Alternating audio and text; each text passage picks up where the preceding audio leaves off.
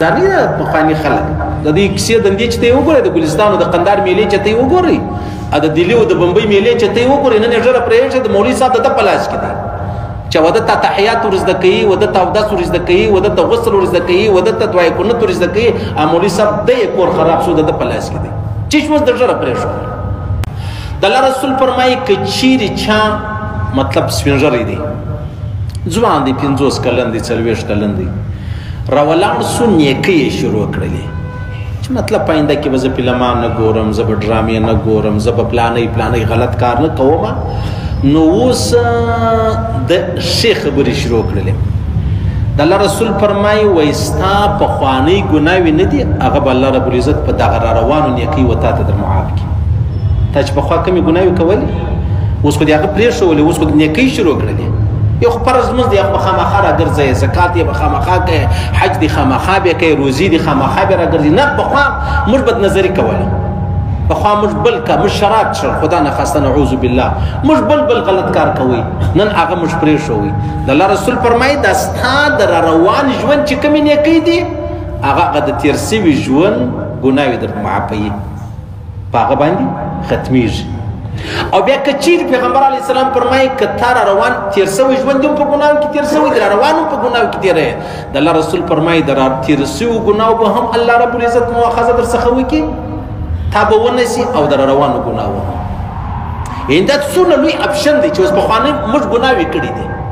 پخوانۍ زه ګناهګار وم نن مې ګناوې پرېښولې د الله رسول فرمایي دا را روانه دینداري چې ته یې کمه کوې دغه دینداري به ستا پخوانۍ ګناوې در معاف کړي در میټاو به کړي در ختم به کړي او که ته را روان ژوند کې ګناوې کوې نو چې تېر سوي کمې ګناوې دي پر هغه به دې هم ونسي پر را روانو به دې هم ونسي عبدالله ابن عباس فرمایي رضی الله تعالی عنه وایي که چیرې یو سړی 40 کاله ته ورسېدی 40 کاله بعد یې هم هغه ګناوې کولې چې ده پر 10 پر 25 کاله کولې پر 20 کاله کولې دا سړی د جهنم تیاری وکړي دا سړی دی د جهنم تیاری وکړي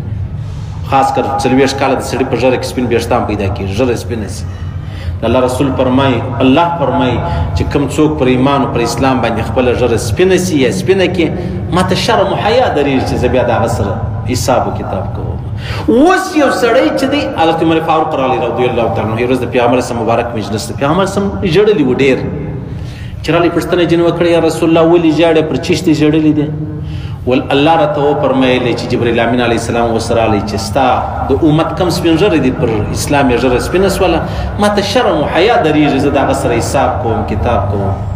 نو حضرت عمر فاروق ورته وایي یا رسول الله نو ته پر چی ژاړې ته پر چی ژاړې الله رسول ورته وایي زه پر دې ژاړم چې دا دومره عظیم رب له سپین ږیرې شرمېږي سپین ږیری ولې د الله څخه نه شرمېږي اوس هم هغه ګناوې کوي اوس نو د موبایل په سکرین باندې خپل تصویر درولې دا ژره چې د خرایلې دغه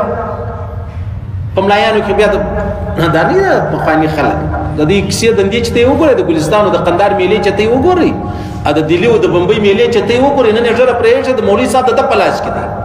چې وده ته تحیات ورزده کوي وده ته اودس ورزده کوي وده ته غسل ورزده کوي وده ته دعای کنت ورزده کوي مولوي صاحب د یې کور خراب شو د ده په لاس کې دی چې اوس د ژره پرېښود صحیح شو نو عبدالله ابن عباس فرمایي 40 کاله بعد هم تا هغه ګناوې نه پرېښودې ستا په ځواني کې کولې د جهنم تیاري وکړه بس روانې جهنم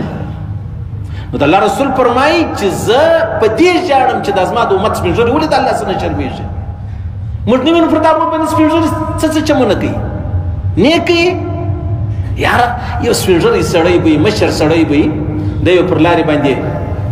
وړو بولو ته په لاره کې زنانې دي کشنیان دي بچیان دي لوڼې دي پلانې ما کوه یاره څه شرم حیا خو وکړي ستا ژړه په چیچ کې سپینه کړله ستا ژوند د سپیو سره تېر شوی دی که انسانانو سره تېر شوی دی بیا د اودس وچېده تا ته چا در ښوولي دي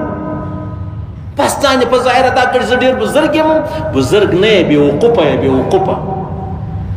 که بېوقوفه نه وای تا به دا نه کول چې پرېدی زنانه ده پرېدی خور ده پرېدی لور ده اسپتال دی سکول دی د بچیانو تېرېږه تېرېږه ته دلته